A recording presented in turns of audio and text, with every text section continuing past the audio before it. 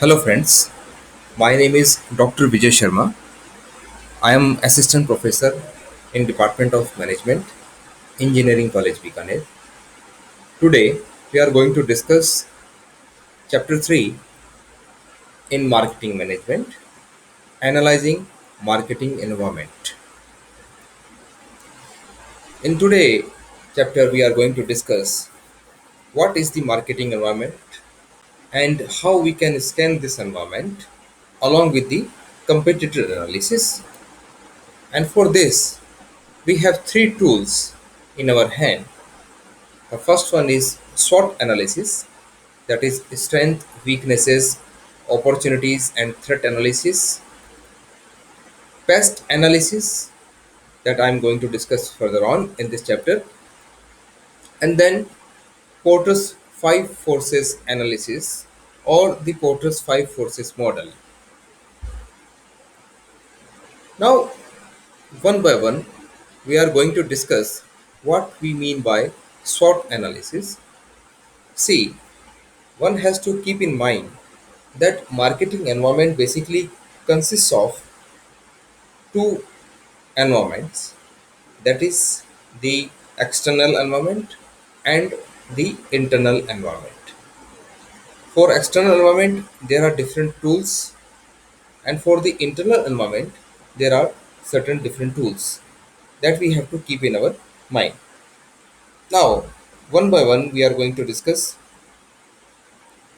See, first of all, we have to understand that why there is a need to scan the marketing environment first of all, or why it is necessary to scan the environment. If you try to analyze that what went wrong with Nokia, which was once a global leader in mobile phone market, and up to 2008 it had a very good market share in India, and not only in India but also all over the world. What went wrong with it? Why it is so that now these days Nokia is not a dominant name in smartphone categories? Earlier, it had a market share of more than 50% in Indian smartphone market, but in today's time, it hardly has its presence. The answer is hidden in this chapter. That is, it failed to understand or it failed to scan the marketing environment which is dynamic. And as somebody says very clearly, that in today's time you have to run faster to remain at the same place. So allow me to say that Nokia failed to analyze the marketing environment, which is very dynamic. See, especially in mobile phone industry, this industry is very dynamic industry. Each and every day is a new challenge. So the moment Nokia failed to scan what is the upcoming wave, because Nokia was very popular in up to 2008, where mobile phones were not so smart.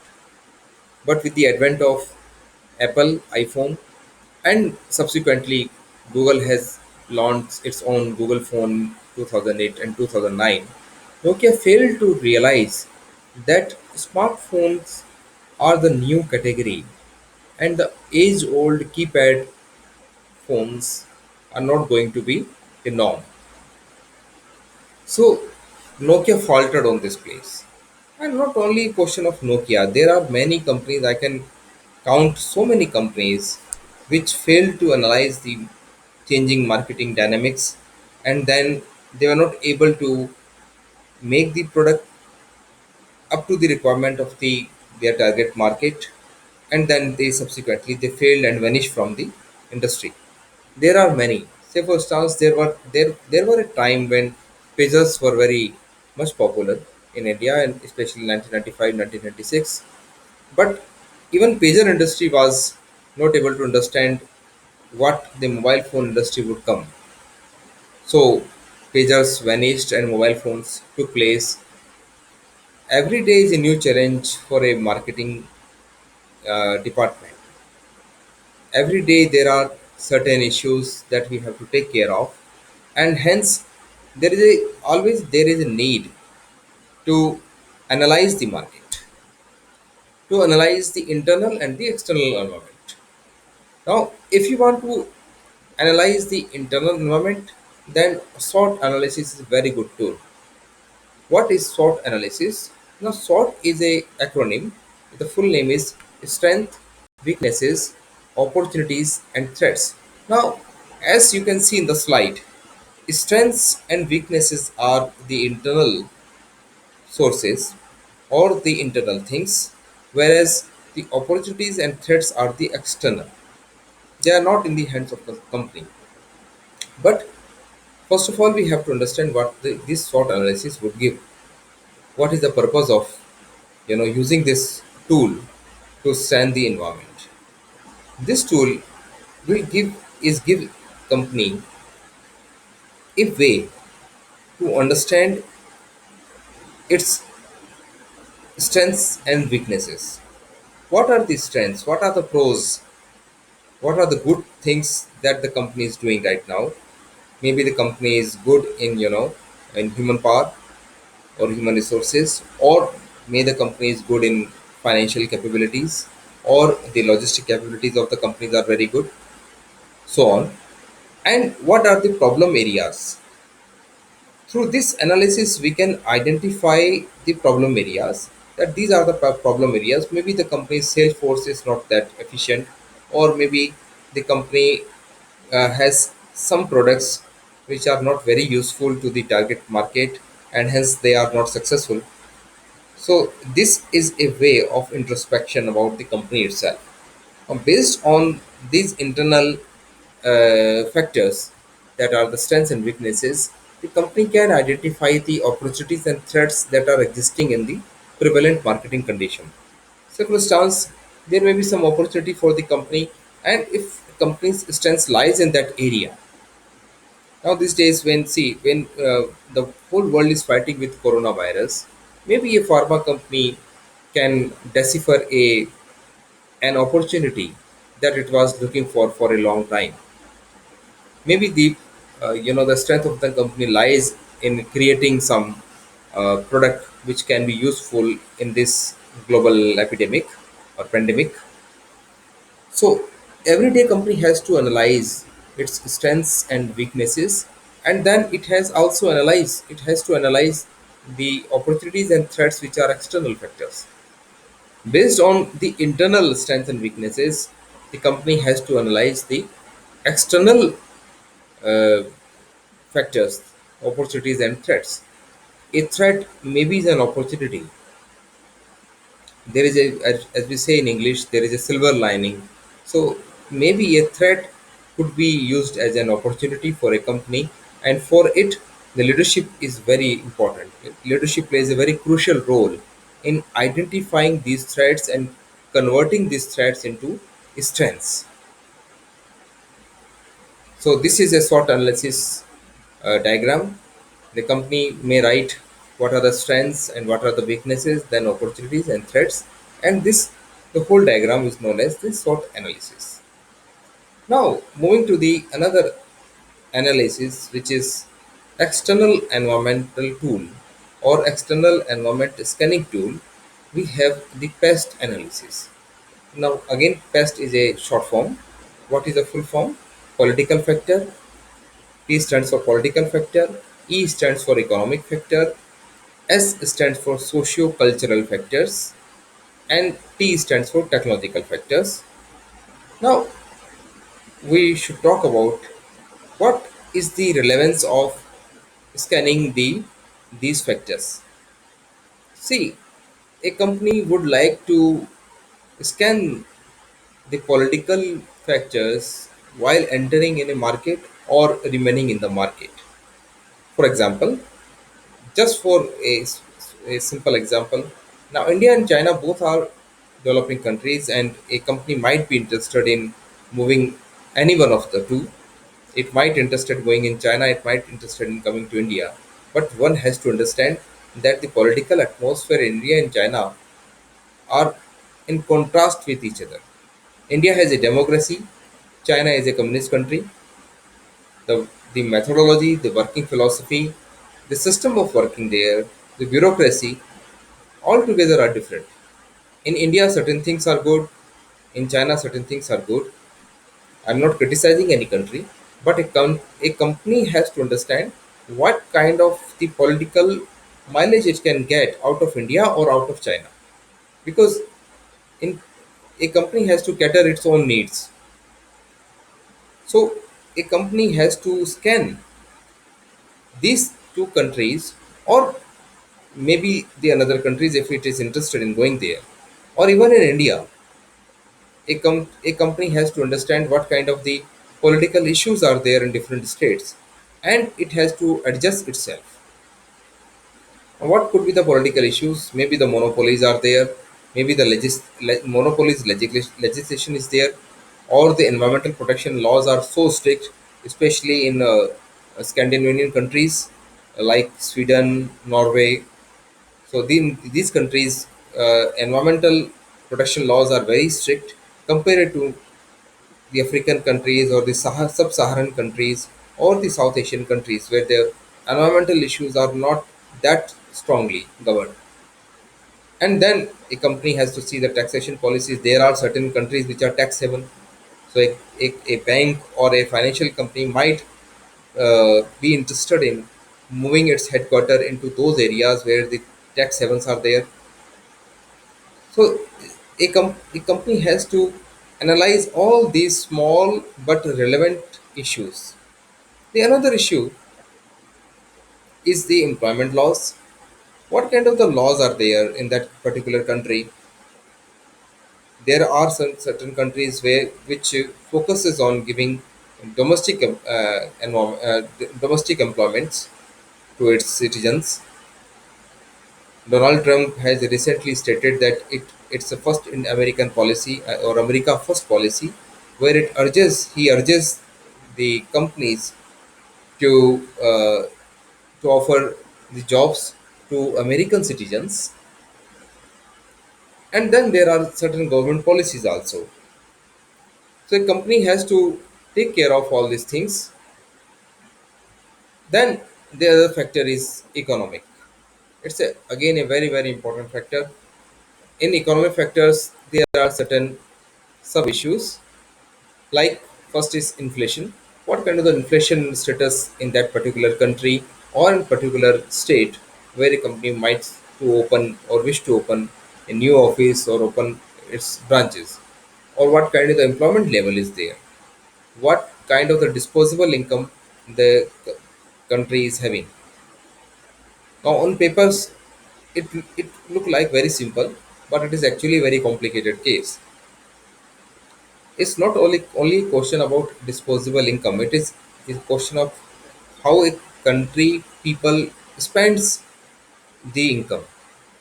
For instance, if you talk about India in particular, Indian people have a mentality to at least save 30% of their income into saving. Now that's a very important point. Unlike other developed countries where the bank rates are very minimum, and these countries are basically credit savvy countries, Indian people have a mentality to basically save the 30% amount of their income into saving, maybe for so many purposes, but that makes the disposable income lesser than their counterparts. So a company has to also keep in mind that what kind of the disposable income the country where it is interested in. Then there are certain business cycles in a country. So in what business cycle, maybe whether the recession is there or maybe the growth chances are there. So a company has to keep in mind also. Then what kind of the energy availability and what is the cost of that particular energy? What is the cost of having electricity there? And mind you, these are very important things. One has to understand it.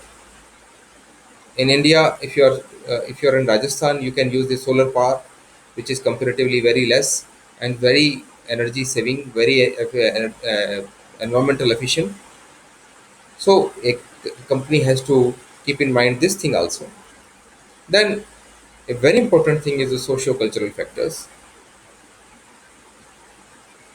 Say for instance, one has to focus on what kind of the demographics the country is enjoying, what is the distribution pattern of the income, whether it's a normal curve or whether it's a spike curve.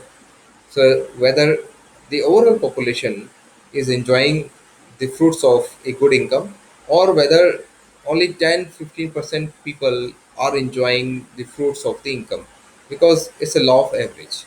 Then what kind of the social mobility is there? What kind of the socio-cultural norms are there? What are the habits of the general public? How, whether they are hooked to the smartphones or they are hooked to a joint family. So these things are again important. What kind of the lifestyle changes the country is witnessing? What level of consumerism is there? What is the level of education? So these are, though looks like very small minor factors, yet they play a very important role in determining the success or the failure of a company. There are certain examples we can quote here and there, because a particular company might witness beautiful opportunities in exploiting these demographics or the lifestyle or the consumerism. So, for instance, just very small example I would like to quote here, that ghadi detergent is the second largest selling detergent powder in India. If you compare it with the largest selling powder, which is from a mammoth company called Hindustan Unilever, ghadi detergent is a very small company, but because of what I said earlier, that socio-cultural factor, Ghadi enjoys a loyalty which is unheard of, because these are looks like very minor things, but they are very important things. That what kind of the consumerism is there? Wow, what is the overall mentality of Indian people? It is not about the getting the best from the shelf. It is getting the value for money for the shelf from the shelf. So if Ghadi is offering a product price 50% of the competitor, then definitely consumers are going to be a loyal of this particular company. So while in India one has to understand, one has to make this analysis very important, very pertinent, that what kind of the thing Indian people are into it, and then what are the cultural factors are there in it. Then last but not least is the technological factors. What are the new discoveries and innovations, whether the country or the state or particular city is innovative itself?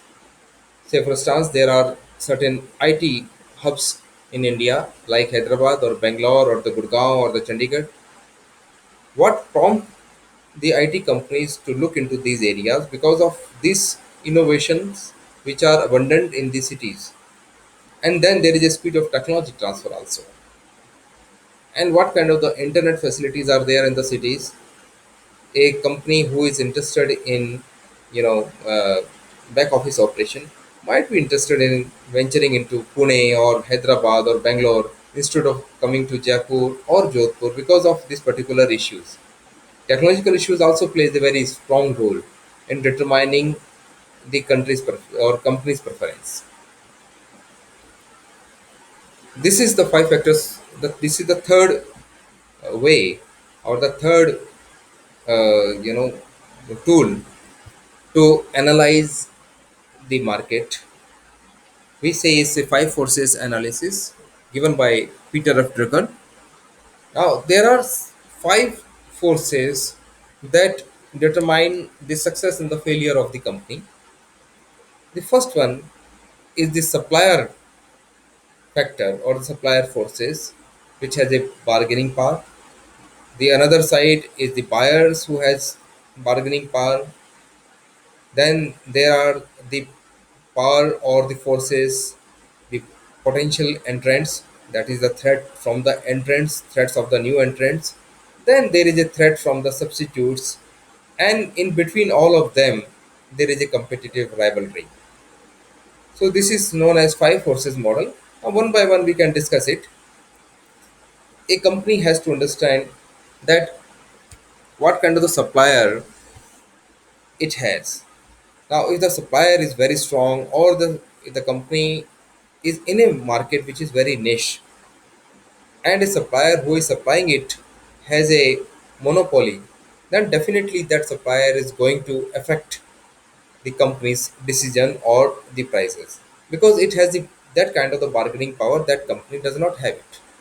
Or maybe there are certain segments where the buyers are very strong instead of the sellers. Maybe the buyers have a monopoly.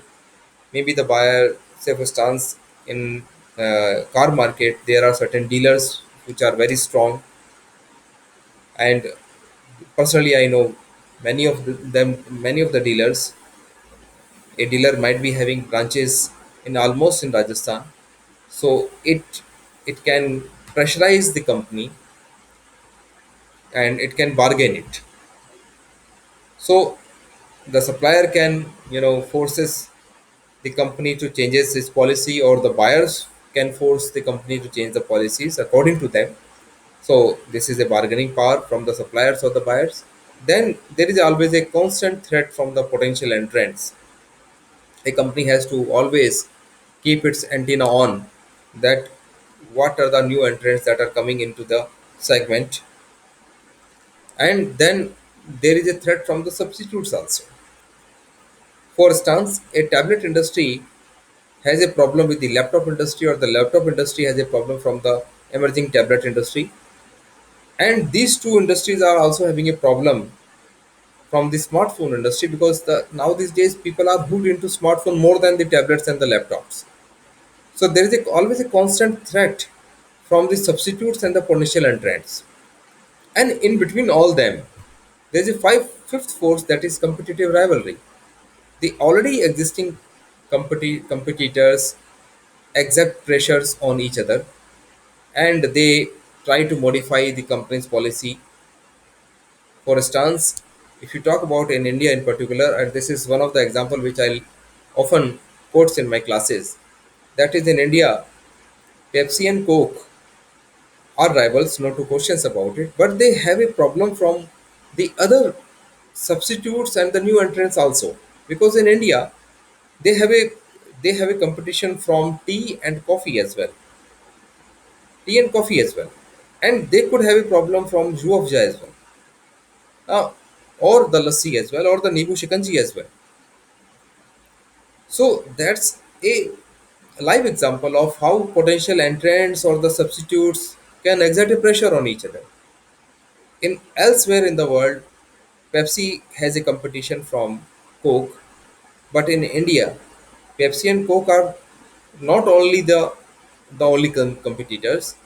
They have competition in form of different beverages which are locally available in India, which are the household beverages. People love to have them. So a company has to understand these all factors and has to keep in mind these all factors before going any further. So with this, I would like to summarize this chapter, that first we have to analyze the market, and for this analysis we have three tools. First is strength, weaknesses, opportunities and threat analysis, also known as SWOT analysis. The second tool is pest analysis, and the third tool is five forces analysis. Thank you very much for this.